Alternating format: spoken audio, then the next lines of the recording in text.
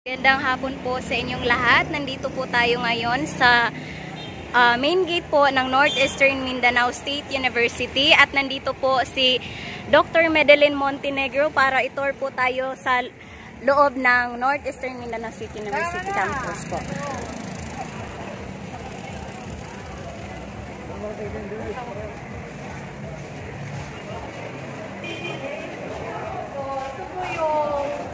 Gagamitin ng mga estudyante, lalagyan lang po nila yung kanilang ID para sila makapasok ang bukas. Pero okay. So dito po tayo, ipapakita natin kung paano ginamit ng estudyante ang kanyang face ID para makapasok siya sa loob po ng campus. Okay, yan, nakapasok siya po. Pero pa hindi. Okay po. Okay. Sa wala pang mga ID.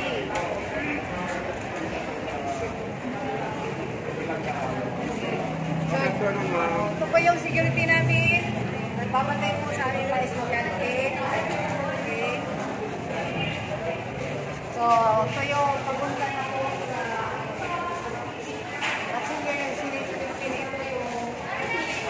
pathway po namin. Ito po yung mga estudyante. Ito po yung academic building po na mag-aaral po sa College of Business and Management. Ito po ang kanilang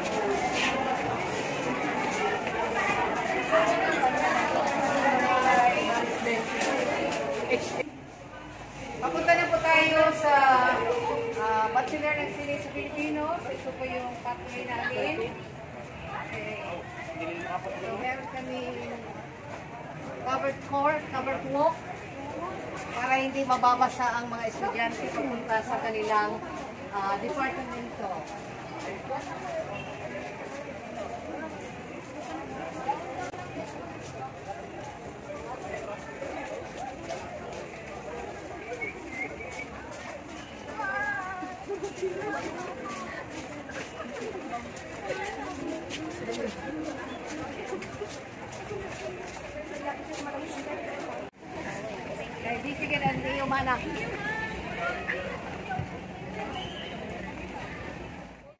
Dito po tayo sa clinic po ni Doc Okay, Anto Sanchez po, retired physician po ng NELSU.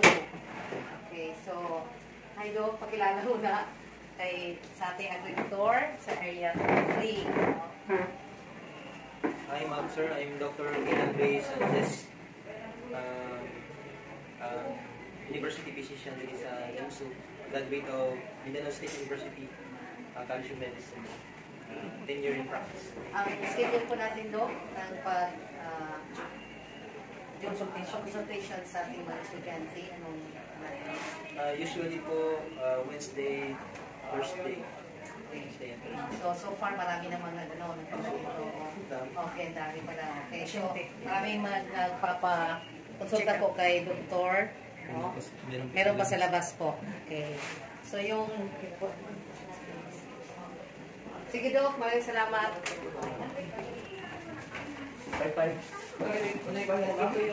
Ito yung dental ito yung dental clinic po namin. Okay. So, ito yung facilities po ng dental clinic. And then anong schedule ng dentist po ay after 5 p.m. Okay, retainer dentist po ay after 5 every ito yung ano namin, dental chair. Okay, dental chair, ito yung nagagamit. Okay. So, sa information. So, ito po yung mga pasyente. So, ito yung office ng nurse.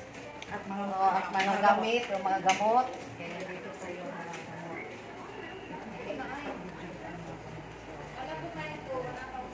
So, ito po yung mga gamot ng mga estudyante, kung sino yung mga pasyente namin. Meron din kaming tatlong patient bed. Okay, so meron din kami tatlong patient bed. Ito yung okay. Ito yung mga para sa pasyente. Para sa Meron kami emergency.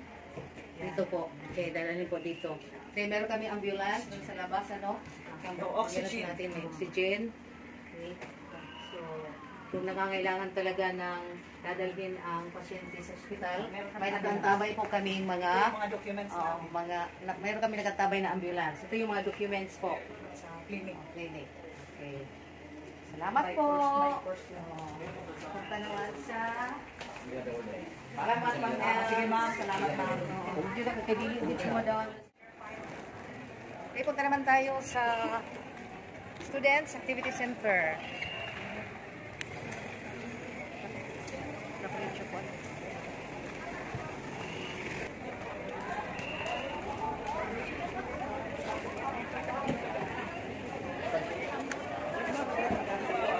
Okay, ito po yung Student Activity Center. Yung office na po sa director kay Dr. Junilito Cortez. So, parang nagtutur pa rin po sila, no? Okay, so, ito yung mga estudyante na kung meron silang mga gawain, meron silang nagtatambay. So, pero naglalaro doon sa labas.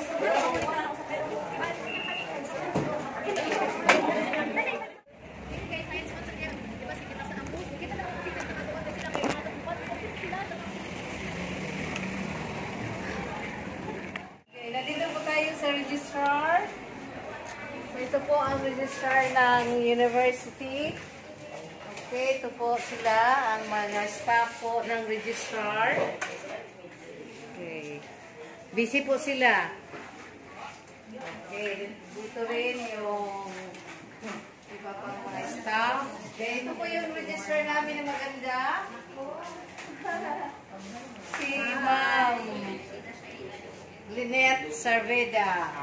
Okay. Good afternoon. Oh, busy po si Ma'am. Okay. Ito po si Ma'am Maisa.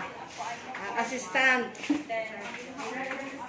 Record officer po, si Ma'am Maisa Avila Napal. Ito po yung kanilang mga staff. No? Okay. Salamat! Thank you, Ma'am! Nandito tayo ngayon sa laboratory. Okay, physics lab. Ito po yung laboratory in charge, Dr. Maria Teresa Yusico. Good afternoon po sir, welcome to NEMSO. This is the physics laboratory. We have here the entrance and the exit door. It is well ventilated and well lighted laboratory room. Ito po. So, here is the physics room. And there are some also equipments for physics. Wala kaming fire extinguisher in physics room because it is already expired and I have purchased for the fire extinguisher but it's still unavailable for this one. Kaya wala pang deliveries sa procurement. And we will now be in the science laboratory office in which all the equipments for physics, chemistry, biology, and physics ay dito po. Ito po. This is our office in which all the supplies and also the apparatuses, the glasswares are found. Ito po. And this is Miss Hygiene Yako, the assistant laboratory in charge, my staff in the 3 laboratories. Ito po. Dito po yung microscope namin po, pipetor, ito po, at saka yung ibang equipments.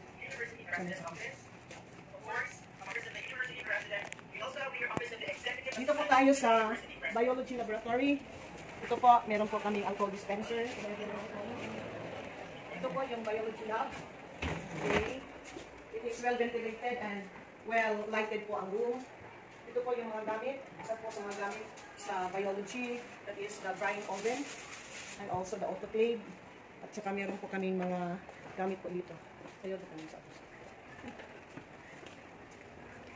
So meron po kaming multimedia na television. At ito tayo inches po. Among of the faculty are using this one. It is available in physics, chemistry, and in biology. Microscope for demonstration purposes lang po pa. Yung ginagamit po talaga namin nandun sa science laboratory office. Okay, maraming salamat. Punta na tayo sa chemistry po. Sa baba. Nandun sa baba ang chemistry. only students with science laboratory will be using the biology lab, the physics lab, and the chemistry laboratory. Hindi po ito lecture room. Ito po ay for laboratory purposes lang.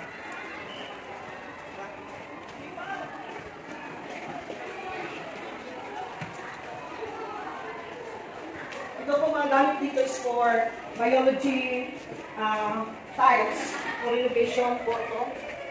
Maybe next month po. Ay, chemistry laboratory po. Here is the entrance and doon po yung exit. So, it is also well lighted and well ventilated po na room. So, only students of chemistry subject with laboratory can enter this laboratory room. Ito po yung chemical room po namin.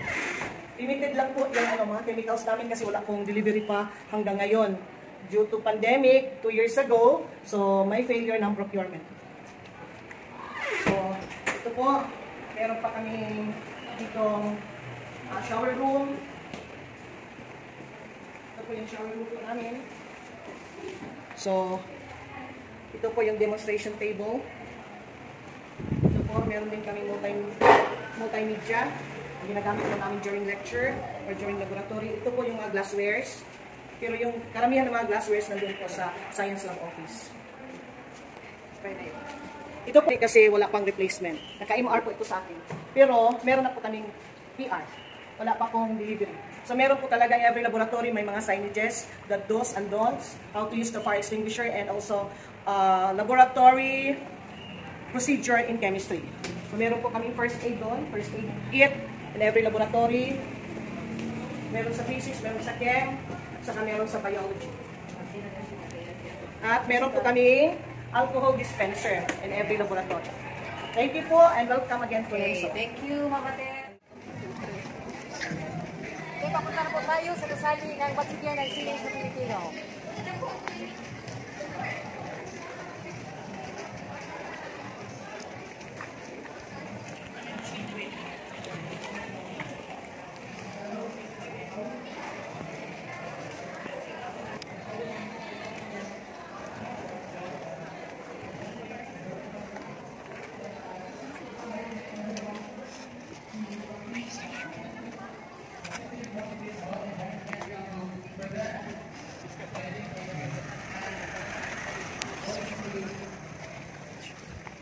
This is aware everyone about the practices about it, and especially the relationship of this.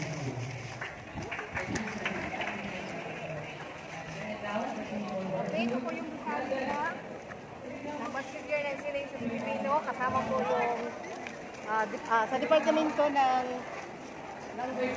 Kasama yung English. Sa second floor po tayo.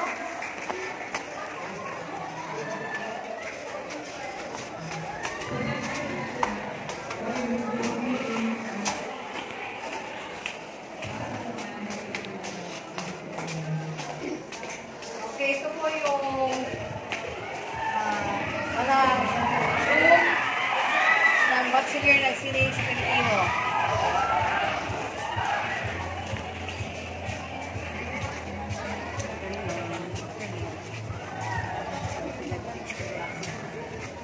Okay, so ito po yung room 203 sa Batsigyan ng Sining sa Pilipino.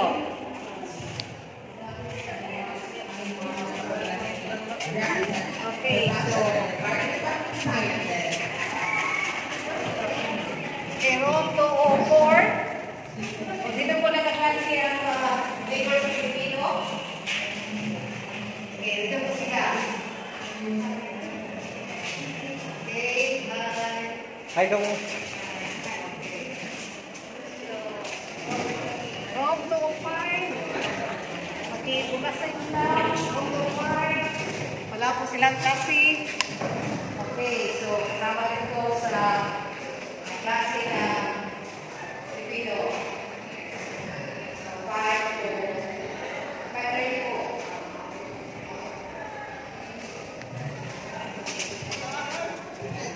Okay, room 206. Lagi po ito yung Batsigyan ng Sining sa Pilipino. So, meron din ibang mga klase dito na PE English. So, naghihintay sila sa kanilang professor.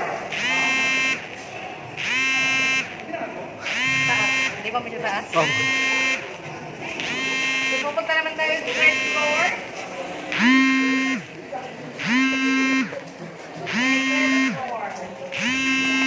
Okay, ito po yung third floor namin. Department of Languages.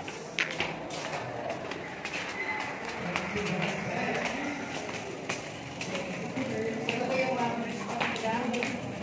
okay, so ito po yung room. Ha? Room 306. Okay, so, naglasi din dito yung bachelor na sa Filipino, then pag-graduate din, naglasi din dito ang BA English. So, may klase sila. Okay.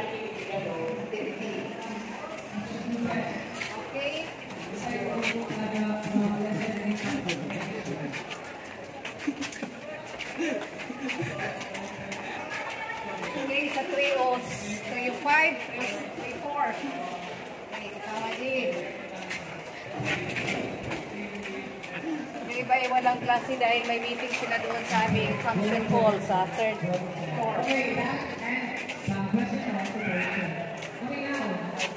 So, 302. okay, so, yung 302, may nag-klase din dito. So, sinabi dito sa bachelor ng Filipino at sa iba pang mga asignatura, lalo lang sa GE courses. Ito sa siya ay nag-klase.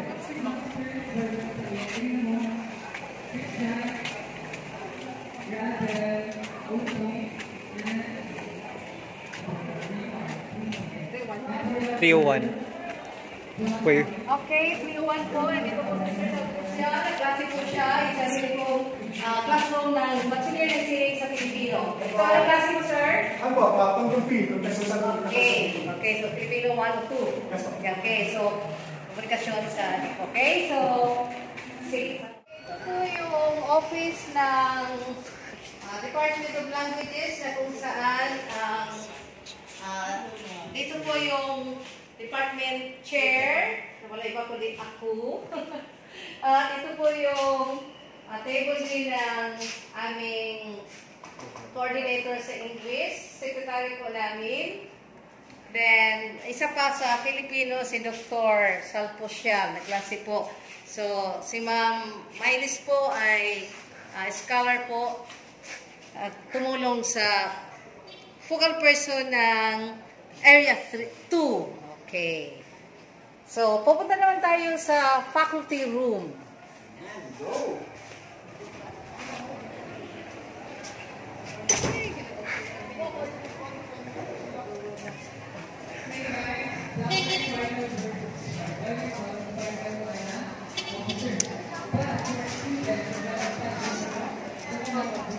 Okay, nandito po tayo sa faculty room ng Department of Languages kung saan ang sama-sama po dito ang mga faculty ng BE English at BE Phil.